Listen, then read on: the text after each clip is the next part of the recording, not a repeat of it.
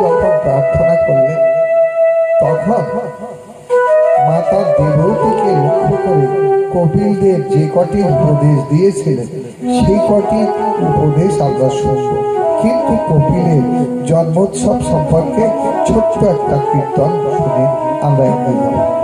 बोलो राधे राधे राधे राधे वृंदावन में श्री चरण में हमको रहना है।